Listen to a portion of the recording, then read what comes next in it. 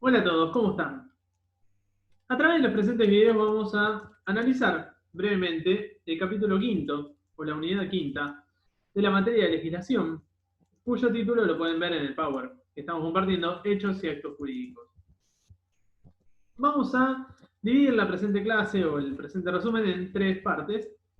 En la primera, si tuviéramos que dividir las clases en cuanto al mapa, vamos a ver prácticamente la totalidad del mapa excepto actos jurídicos. Es decir, cómo llegamos desde un hecho jurídico, que sería el género, hasta el acto jurídico de la especie. Y deteniéndonos en cada una de las divisiones que ustedes pueden ver. En el segundo video vamos a estudiar lo que es el acto jurídico y sobre todo también sus elementos. Finalmente, en el tercero vamos a clasificar los distintos tipos de actos jurídicos, por ejemplo, que sean onerosos o gratuitos, unilaterales o bilaterales, etc. Pero bien, arrancando entonces, para llegar al concepto de acto jurídico tenemos que arrancar, obviamente, por el inicio, que sería el hecho jurídico, el género. ¿Cómo podemos definir el hecho jurídico? El hecho jurídico es todo aquel acontecimiento que, conforme al orden normativo, es decir, a las leyes, a los decretos, a las resoluciones, ustedes lo han visto en las unidades anteriores, va a producir cuatro tipos de consecuencias, digamos, jurídicas. Es decir, el nacimiento, es decir, que se origine una consecuencia jurídica o una relación jurídica, ¿no? Que que haya una transferencia en el titular, que haya una modificación de una relación o de una situación jurídica, o que haya una extinción, que finalice. Es decir, que la situación o que la relación jurídica de inicio llegue a su fin, tenga algún cambio o se transfiera de titular. Supongamos que antes estaba un sujeto A, ahora pasa a ver un sujeto B. Bien, ahora bien, estos hechos jurídicos los podemos dividir en externos o naturales o humanos. Los externos o naturales, obviamente, van a quedar fuera de la esfera de voluntad del hombre. Son externos a él. Los ejemplos más claros puede ser, por ejemplo, el paso del tiempo, puede ser un nacimiento, la muerte de una persona, como veíamos recién en el caso del origen y del fin. Puede ser fenómenos naturales, tales como un huracán, un terremoto, una inundación, una lluvia. Bueno, yendo a los casos prácticos, un tsunami, para la gente de la región de Cuyo, el viento sonda, todos los fenómenos naturales que ustedes puedan imaginar, ¿no? Ahora bien, vámonos para la otra vereda. Hechos humanos, o también llamados actos. Estos son producidos u obrados por el hombre, como bien pueden imaginar que se desprende de la denominación. Ahora bien, estos hechos humanos pueden dividirse en voluntarios, como vamos a ver, e involuntarios. Los voluntarios, ustedes van a decir si está presente la voluntad del hombre. Muy bien. Pero no nos vamos a quedar solo con esto. Porque, ¿qué significa? Vamos a preguntarnos, ¿qué significa que esté presente la voluntad del hombre? Y acá vamos a ver que la voluntad humana tiene ciertos elementos. Va a tener 3 elementos internos y uno externo. En total 4. Los 3 elementos internos, como ustedes pueden ver acá, son el discernimiento, la intención y la libertad. Ahora vamos a detenernos en cada uno de ellos. Y externo, obviamente, es la forma en la que uno exterioriza la voluntad. Uno puede exteriorizar la voluntad, imagínense, escribiendo, con su firma. Ustedes pagan, bueno, ahora no pueden salir por el tema del aislamiento preventivo. Antes iban a un restaurante. Llega el momento de pagar y ustedes pagan con una tarjeta de débito o una tarjeta de crédito. Cuando les llega el ticket, ustedes firman. Esa es la manera de exteriorizar la voluntad. Pero además tendrían que haber habido los elementos internos. Vamos a pasar a cada uno de ellos. Arrancamos con el discernimiento. El discernimiento es una condición natural del sujeto. La tenemos todos o casi todos, por sí, que nos va a permitir comprender y valorar el acto que estamos realizando, razonar el acto que estamos realizando y también las consecuencias que puede traer. No solamente nos quedamos con el acto en sí, sino también todas las cosas que puede provocar el acto que estás haciendo. Sobre todo, ¿a qué nos referimos con esto? Tanto a la razón, como bien dice el Power, con la madurez del sujeto, en la mayoría de los casos. Ustedes van a decir, esto entonces se relaciona con la capacidad. Uno puede ser, uno a veces el incapaz, como se denomina en el derecho, como lo han visto en la unidad 4, cuando hablábamos de capacidad. El incapaz entonces no tiene discernimiento. No necesariamente. El capaz a veces no los tiene. Supongamos, como vemos acá el primer ejemplo, privación de la razón de la persona en el momento de realizar el acto. Ustedes, en el ejemplo que les puse recién, que termina el aislamiento y al día siguiente dicen, bueno, vamos a celebrar, me voy a un restaurante o a un bar. Ustedes toman la primera cerveza, bien. La segunda terminan tomando 10. Llega a un estado de embriaguez importante. Imaginen que cuando ustedes están en ese estado, llega una persona al lado, les acerca un contrato y ustedes, sin saber, en ese estado, imaginen cómo están, firman, le dan el ok, sí, está bien. Ustedes le vendieron la casa a ese sujeto por 500 pesos. ¿Ustedes tenían discernimiento? O sea, ustedes son capaces. Ahora, ¿tenían discernimiento para celebrar ese acto? Lo dudo. Entonces, la pregunta, si está relacionado con la capacidad, no. Uno puede ser capaz, pero no tener discernimiento por tener la razón privada en ese momento. Ahora bien, por el otro lado, donde no hay discernimiento, y eso lo aseguramos, son los últimos dos casos. En el caso de actos ilícitos, vamos a ver ahora qué trata esto, aunque lo deben imaginar. Actos ilícitos realizados por menores de 10 años. Y actos lícitos realizados por menores de 13. Pasamos entonces al segundo de los elementos internos, que es la intención. La intención también va a ser, la podemos definir como la comprensión.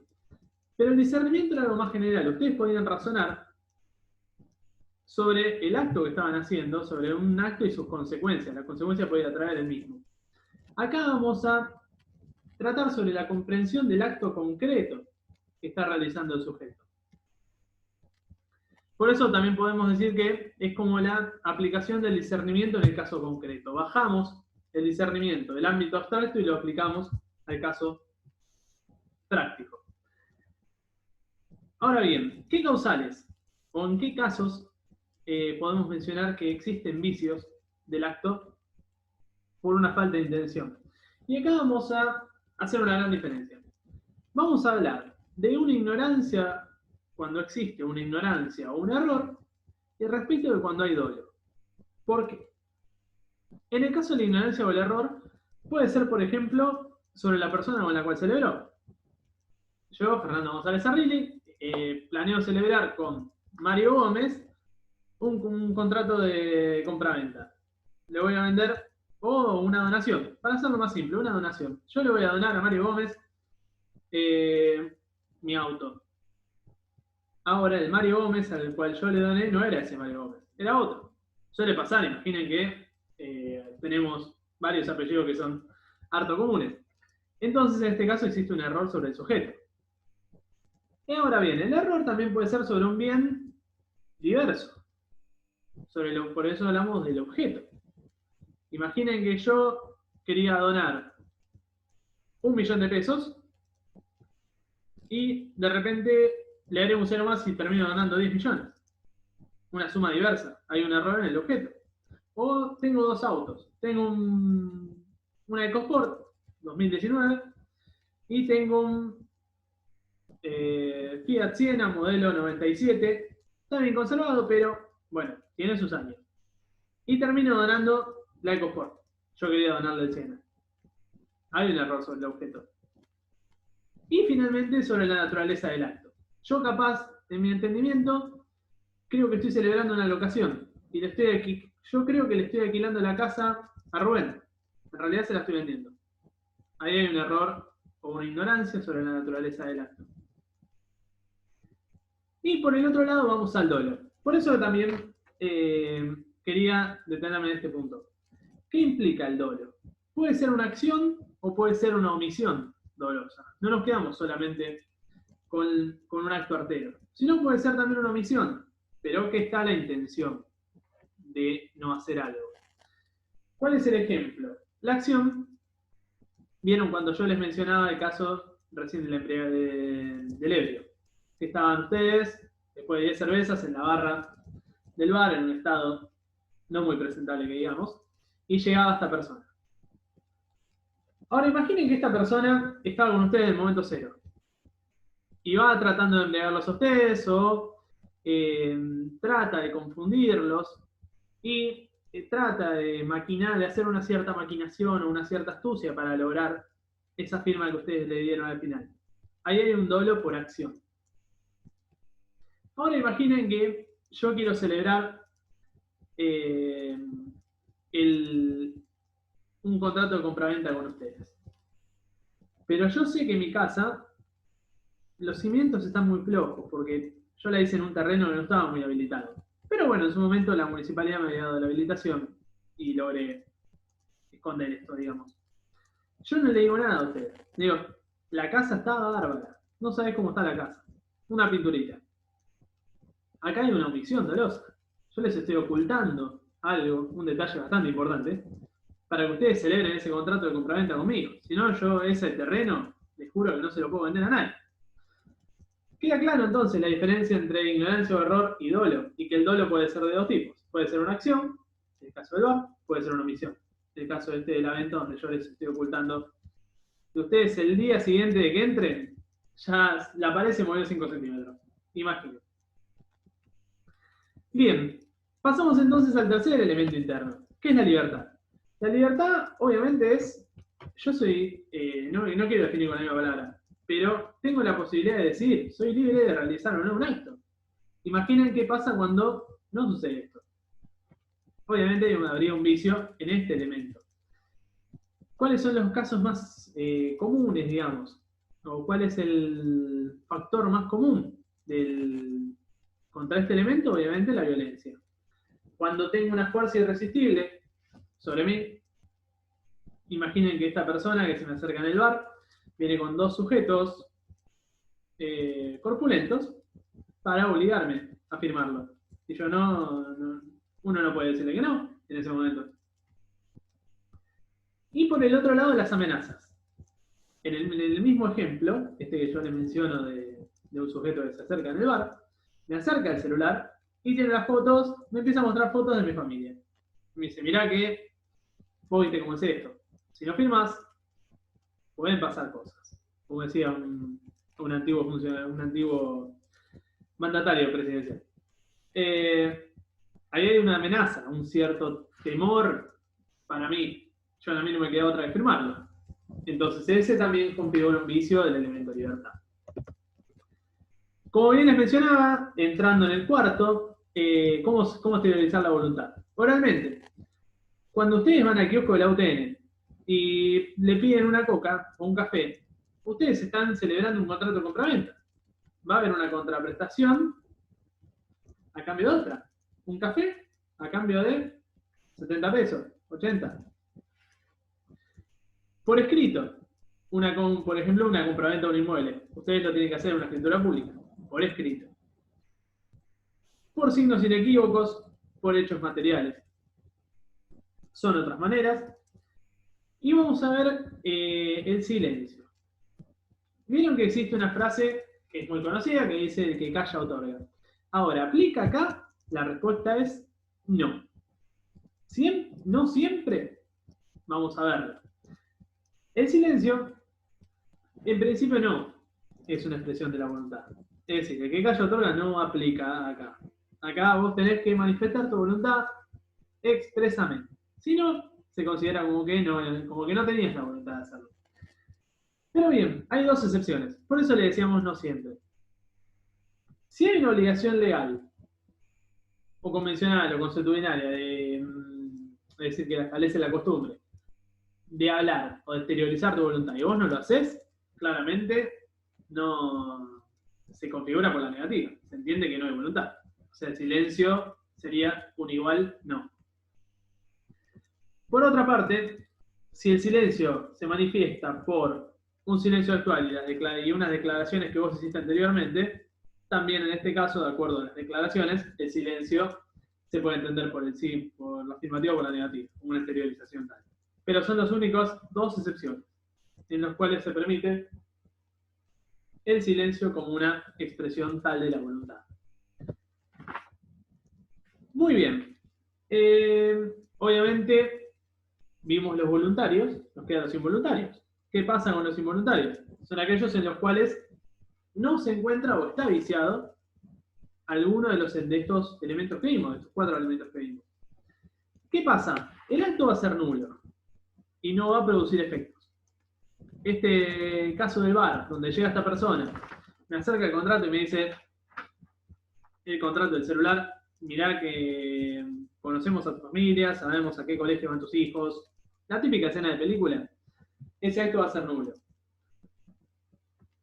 Y no va a producir ningún tipo de efectos. ¿Hay algunas excepciones? Sí. El caso este que yo les mencionaba, de yo les estoy ocultando, porque no les vendo a nadie, mi terreno en la ribera del río, pongamos Ensenada, y ustedes me terminan pagando. Terminamos haciendo toda la operación, el contrato de compraventa.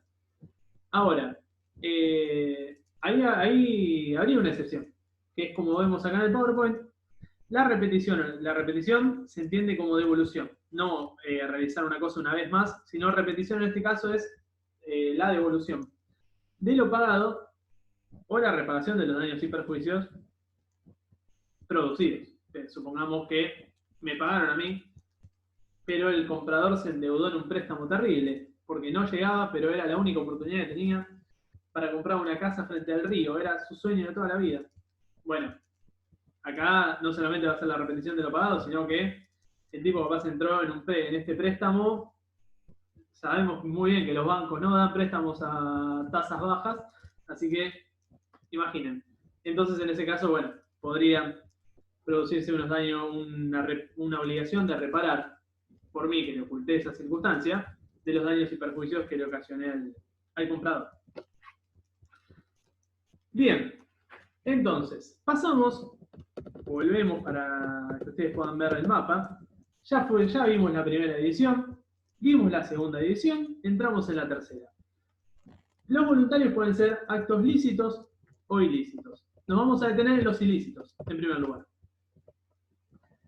En los actos ilícitos van a ser obviamente todos aquellos que contradicen una norma, que contradicen una ley, ¿no? O que no la van a cumplir, básicamente. Pero hay un punto. Hay una existencia de un daño.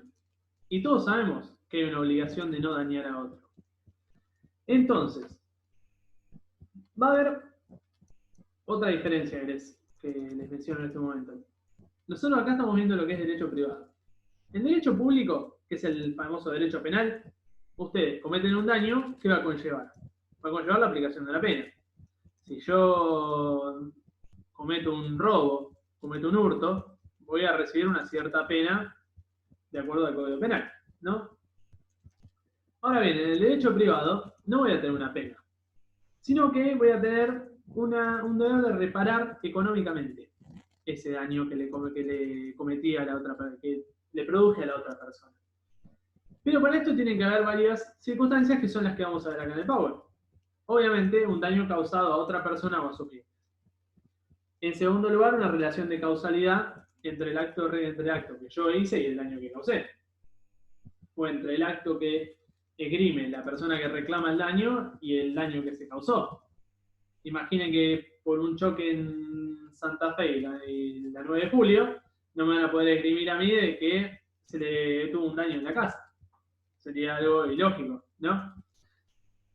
El factor de atribución, que puede ser subjetivo o objetivo, y la indemnización, obviamente, para reparar o para indemnizar este daño causado. Antes de pasar a los lícitos, vamos a frenar un minuto en la clasificación. de los ilícitos. ¿Por qué? Porque va a depender mucho si el ilícito fue obrado con culpa o fue obrado con dolo. En el caso de que haya sido obrado con culpa, va a ser lo que se denomina un cuasi delito. Culpa, no en el sentido de él tuvo la culpa de, sino esto es como la repetición. A veces hay conceptos en los cuales por sentido común uno piensa en algo, pero no es así. En este caso, culpa no es la culpa, él tuvo la culpa de, sino que culpa significa imprudencia, impericia o negligencia. Digamos. Supongamos que el famoso caso, vieron, de las cirugías, que el anestesista se pasa medio... imaginen que hubo un error o una impericia de los médicos de la clínica o de los trabajadores de la clínica, o había una negligencia en el armado del quirófano y termina ocurriendo un daño. Ese daño existe una culpa, porque no hubo una intención del hospital de que el quirófano estuviera mal equipado. Por otro lado, cuando hay un dolo, cuando existe una intención de dañar, va a ser lo que se llama un delito. El caso que yo les mencioné, claramente había dolo en la persona que viene con el celular y me dice, conozco a tu familia. Y esto va a ser obviamente el delito de extorsión. Yo conocía muy bien el acto que cometí cuando yo les vendí a ustedes ese terreno que yo sabía que no se podía poner ni un ladrillo. Eso es una estafa. Son varios tipos de delitos.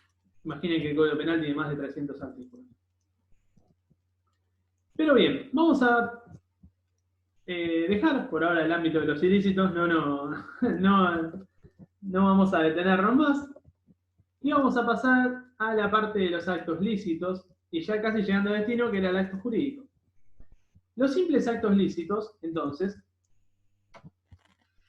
primero, volviendo al mapa para que ustedes lo puedan graficar o tener en mente, los lícitos se van a dividir en simples actos lícitos y actos jurídicos. Ustedes van a preguntar, ¿y cuál es la diferencia? ¿Y cómo entonces? ¿Cómo los podemos definir? ¿O cómo los podemos separar a cada uno?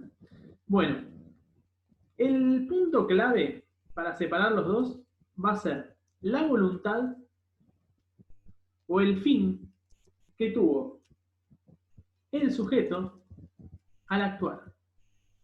¿Y a qué nos referimos con esto? La persona, cuando llegó el momento de cometer el hecho jurídico, ¿no?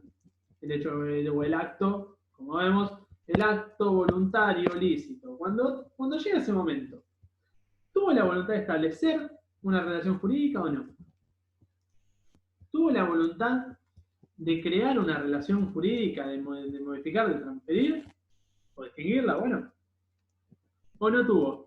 Amén de las consecuencias futuras que se puedan producir, ¿no? Este va a ser, en el caso que no exista voluntad, que no haya existido la voluntad, mejor dicho, vamos a estar en presencia de un simple acto lícito. En el caso que haya existido voluntad, va a ser un acto jurídico. Un ejemplo, ¿cuál va a ser el ejemplo más fácil? Supongamos que hay una casa que está abandonada hace varios años. Usted la tiene al lado de sus casas. Y la verdad, los pastos llegan a una altura ya considerable que ustedes saben que la naturaleza puede generar cualquier cosa. Y entonces ustedes dicen, por lo menos voy a cortar el pasto. La casa está abandonada. Murió su anterior dueño, quedó deshabitada. Voy a cortar el pasto. Una vez que cortan el pasto, ustedes dicen, y le voy a dar una mano de pintura. O voy a arreglar esta pared que está... Esto, por ejemplo, puede ser un acto simple, un simple acto lícito. Ustedes están cortando el pasto.